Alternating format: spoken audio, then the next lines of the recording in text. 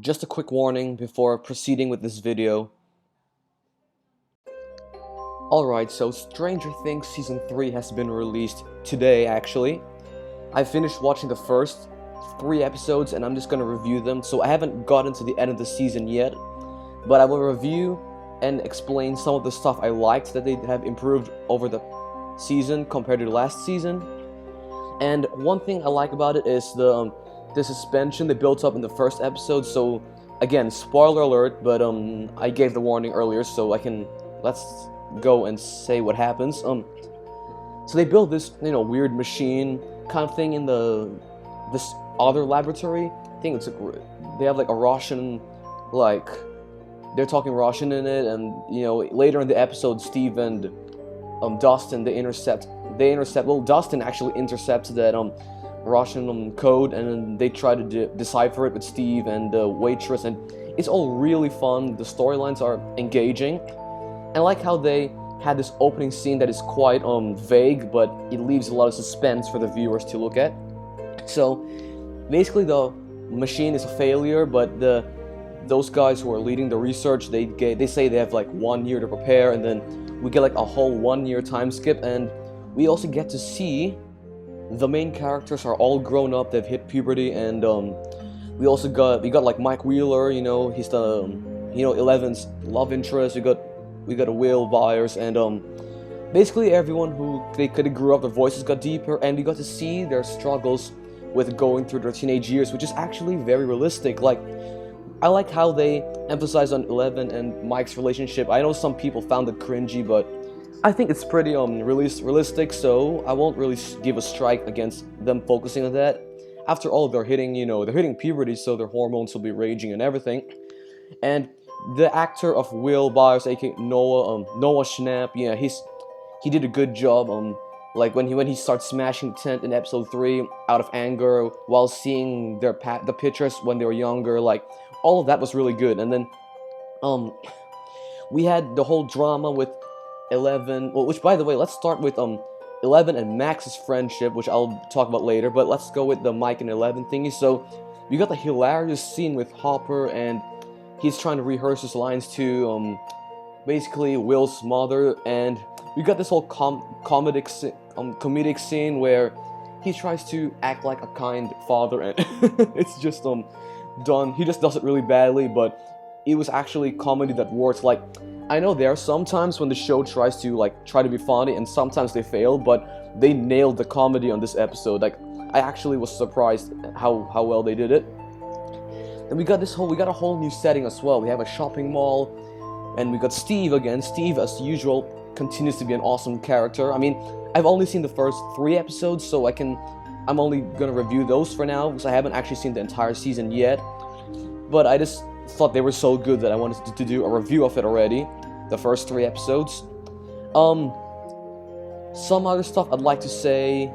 Let's see. Okay, let's go to that storyline where we got Dustin himself trying to decipher that Russian code. So he's trying to contact, his girlfriend from summer camp, and there was no response. But instead, what they got was what he intercepted with his ham radio thingy was the Russian code, and it first sounds like nonsense when they try to decipher it, but then eventually the waitress, they have a smart scene, and she figures it out by observing the mall around her, which I thought was pretty cool.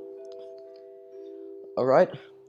Also, I like the fact that they emphasize on Dustin's feelings but it feels like the group is like, they're moving further apart as a result. Like, they were really close in the first 2 seasons, but in season 3, the first 3 episodes, they seem to have like some sort of civil war in between. Like, we got Will and Mike. Spoiler alert: Will and Mike are arguing with each other, saying that when they were little kids, they'd play in the basement over, and then Mike accidentally says something which triggers Will. Will leaves angrily, and then we got Eleven sort of breaking up with Mike as well.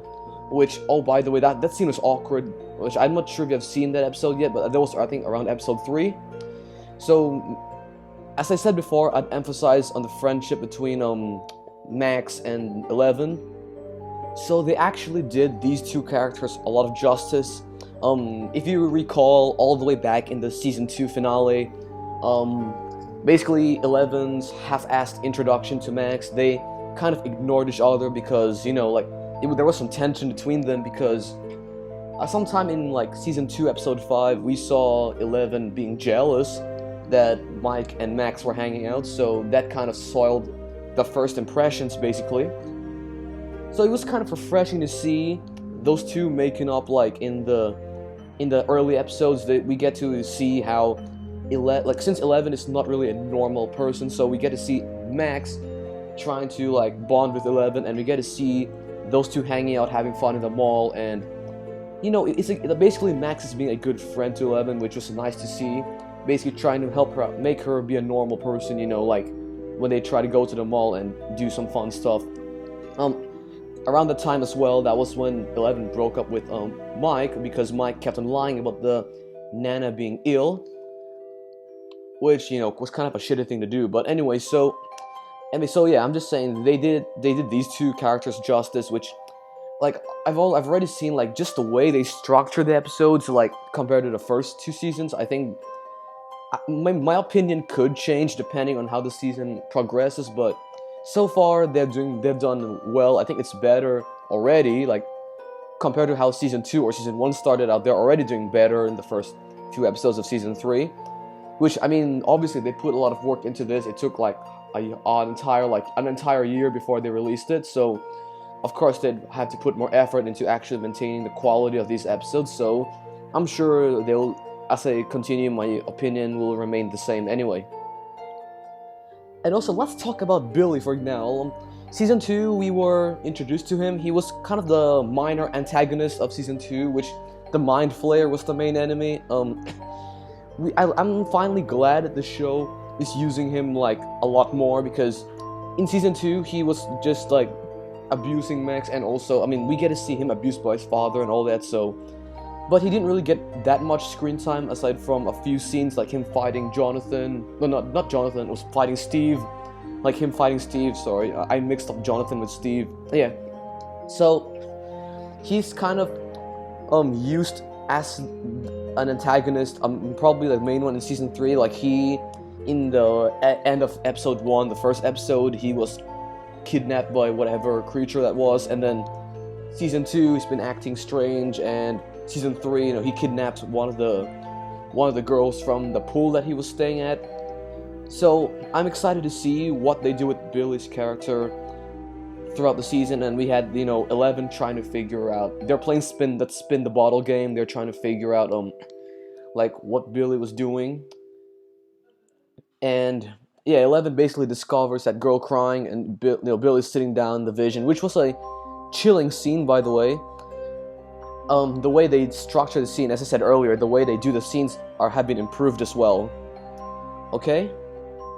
So my reviews so far for the first 3 episodes are very good. I think this was a good start to the season. Definitely wish that they would kind of cut down too much on focusing on the romantic part of the thing, and get right into that plot line where they're trying to investigate that Russian, like, message and everything. That is so far an interesting plot line. And yeah, basically just check out the season. It's out now on Netflix. Some things I'd like to point out are that the way they depict the characters going through that puberty stage, them starting to argue against each other, kind of the party is kind of in a civil war. That's the best way I can describe it. Like, we got Max, you know, kind of insulting Lucas and Mike, and also 11 breaking up with them, while those two hang out and, you know, cause some trouble around the malls, basically having fun. So, and we also got Mike going through a crisis, especially Will. Like, I know I already praised Noah Schnapp's acting on Will, but yeah, he shows a lot of his good acting skills around the time when he starts getting angry and frustrated. It's around the time when he starts, spoiler alert, the time when he looks at the pictures of their past selves, and he mumbles to himself how stupid he was, then he starts smashing everything. Like, you could feel every emotion that is depicted on screen. Just more compliments on Noah Schnapp's acting, basically.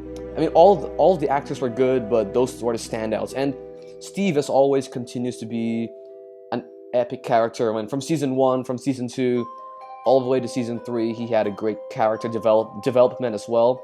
Good to see more of the bromance with Dustin as well. Alright, so yeah, thank you very much for watching. Leave a comment down below. I'm sure you all are watching Stranger Things right now as I make this video, because it's only been released today, but as I said last time, the first 3 episodes were so good that I wanted to make a review of them right away, while it's still fresh. Anyway, I'll see you guys later.